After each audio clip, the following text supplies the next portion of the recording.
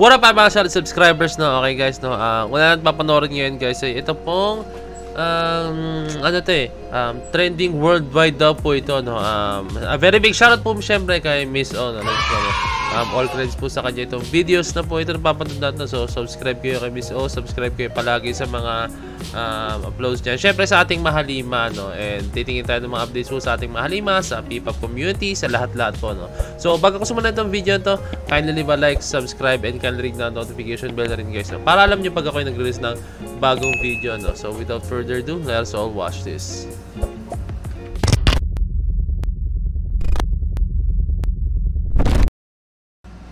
Okay.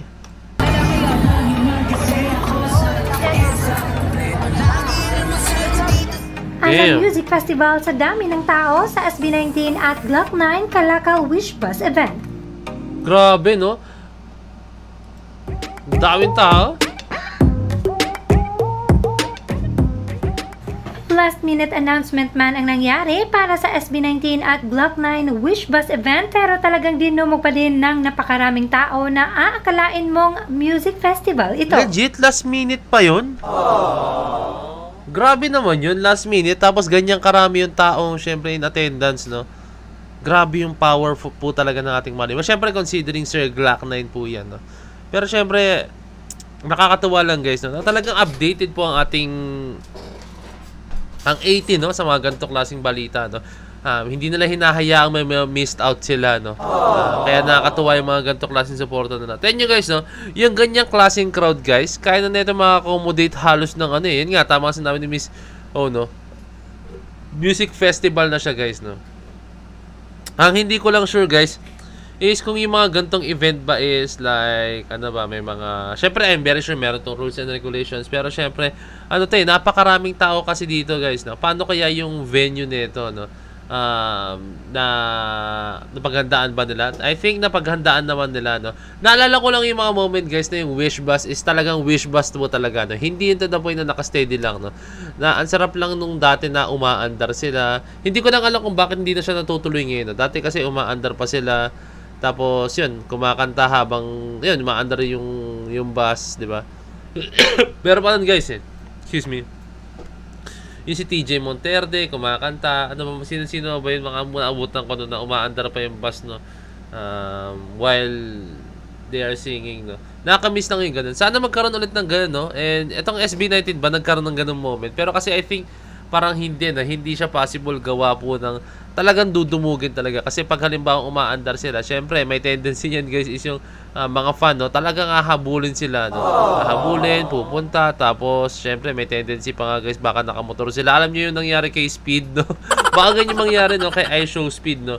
Like habang umaandar siya, is sumusunod pa rin yung mga tao, no? Ang pagkakaiba lang is naka-live si iShow Speed, no? Talagang kumbaga nabibigyan niya ng update yung mga tao kung nasan siya, no? And ito naman is nasabi lang nila na mag-perform sila sa Wish Bus, pero hindi nila alam kung ano ang next step na gagawin po ng ating Mahalima, no? So okay, tuloy lang to.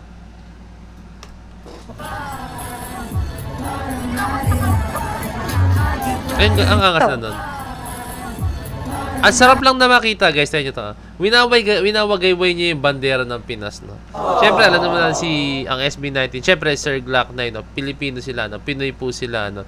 Kaya, parang winawagayway nila, parang it's a representation na kayo ang nag-aano sa amin, kayo ang nagre-representa sa amin, no? Kayo yung ano namin, pinagmamalaki namin kayo. Pinoy kami, Pinoy din kayo, no? Parang ganun yung nangyayari dito.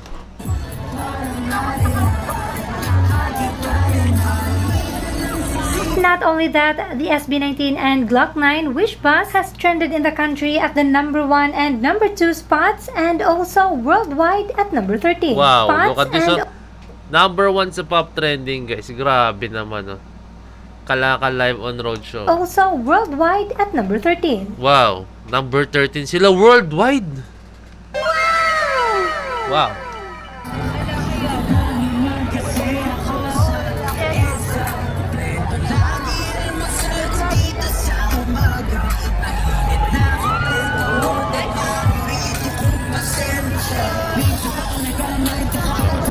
Solid, no? May mga ganyang klaseng event na hiniheld po ang ating Mahalima, no?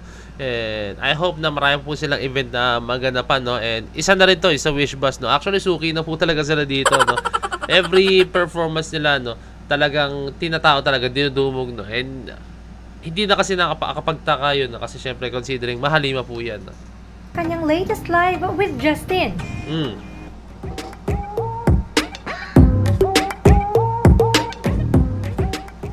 Nawinda nga ang lahat sa latest live ni Justin at Style kung saan may narinig na boses sa kay Style.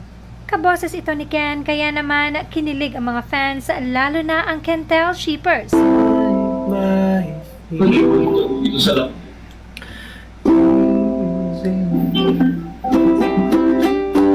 Pero agad din itong kinorek ni Style at sinabing tunog po yan ng isang content na nagpe-play sa TikTok app sa PC, wala akong kausap or ka-video call. Dagdag pa nito, hindi siya galit sa mga assumptions. No, I'm not mad, just need to clarify things. Lahat naman siguro tayo ayaw sa fake news. Nag-iingat lang, baka kasi kung saan na naman umabot yan, lol. Yun lang, have a nice day everyone. Now, wag sana natin itong ikalungkot o ikadisappoint dahil kapag kinilig naman tayo sa mga interactions na nangyayari at nakikita natin sa kanila, ay hindi naman tayo pinupulis ng mahalima. Pero this time, maling assumptions lang talaga kaya kailangang i-correct ni Style. Nag-iingat na din talaga sila dahil sa nangyaring fake news kina Style at Pablo na pinag-usapan pa ng iilang media personalities. Diyos ko. Kaya mas unahin natin ang reputasyon nila kaysa sa ating personal na pinag-usap. Naalala ko naman tong moment na to, no?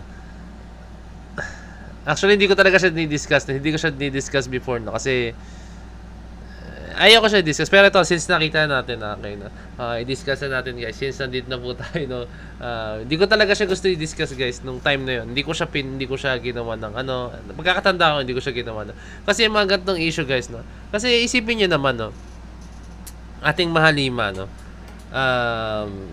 I've known Stell for, sabihin ko ulit to, no? For the 100th time, no? Nabanggit ko na rin to once, pero hindi sa gantong topic, no? Stell, ganyan lang po talaga siya, guys, no? As in, makulit.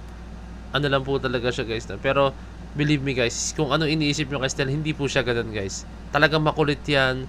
I've been with him for almost ilang years din yun. Naging magkagrupo kami, no? Sinashare niya sa akin kung sino yung mga nagugustuhan niya. Nasabi niya kanin ligaw niya si Blank. Pero hindi natuloy, no? Parang ganun, no? Kasi hindi, parang, ano, no? Basta, may, ano, no? Hindi, ano. It's either hindi pa prepared yung babae, hindi rin prepared si Stell, no? Or, basta alam mo, may mga word na mga busted pang gano'n, no? May mga gano'n, no? Alam mo yun, hindi ko alam kung tama yung term, pero yung, alam mo yun, mga madalas mong kausap sa ganyan is parang nakaututang dila mo. Ewan ko tama yun. Bigla ko lang naisip yung ganyan salita, no? Basta, ano yan, solid yan si Stell, as in, napakabait niya, no? And then, at the same time, sa ating mahalima, no? Natatawa na nga lang sila, eh, pag may mga ganitong klaseng news, no? Kasi, ang nonsense, di ba? Ang nonsense, di ba? Pero syempre, ang kailangan nilang i-ano to kasi I'm very sure, guys, na yung mga bashers, yung mga, ano, may masilip sila, no? So, kailangan nila agad depensahan sa sarili nila, no? Hindi yan yung to the point na sabihin nila na, uy, napaka-defensive naman nito, no? Di ba? Hindi, guys, no? Kailangan nila minsan na i-depensahan din yung sarili nila kasi meron pong may kitid ng utak. Aminan sa lahat, guys. Aminan, guys, no? Pero meron din talaga mga fan na hindi kasing matured na mag-isip na tulad ng mga usual fan po talaga, no? As in, no? Meron mga fans talaga na sabihin nating mga ayoko, hindi ko kung ano man, guys, ha? Pero yung ibang fans is mga bata pa talaga. As in, like, hindi pa nila alam yung mga bagay na ganito na wag dapat, di ba? Kaya, alam mo yun, parang iniano agad nila, ina-explain agad nila. Even though na alam natin na common sense na siya. No? So, ayun lang. Na-explain ko lang yan. Pa ng iilang media personalities. Kaya, mas unahin natin ang personal na... Basta, pag may nakita kayo mga ganyang klaseng balita or what, or news, huwag niyong paniwalaan. Huwag niyong paniwalaan agad, no? Yung iba kasi dyan is gumagawa na lang ng balita para lang meron po silang mabalita, no? Ayun kasi, di ba? Gumagawa ng issue para magkaroon ng issue, para syempre mag-gain ng income, no, di ba? Ganyan lang yun, ganyan lang po siya, no? So, pero syempre, gusto natin protektahan ng ating mahalima, gusto natin protektahan ng SB19 is hindi na tayo kailangan mag-tackle pa ng mga ganong klaseng mga topics, no? So, ayun lang, na-share ko lang naman siya, no? Kaya, ayun, please, stop na natin yung mga ganyan. So, okay guys, kung may request pa kaling comment, double message nyo sa Facebook page ng Point of Bed. So, this is Point of Bed signing out. Peace! Let's see.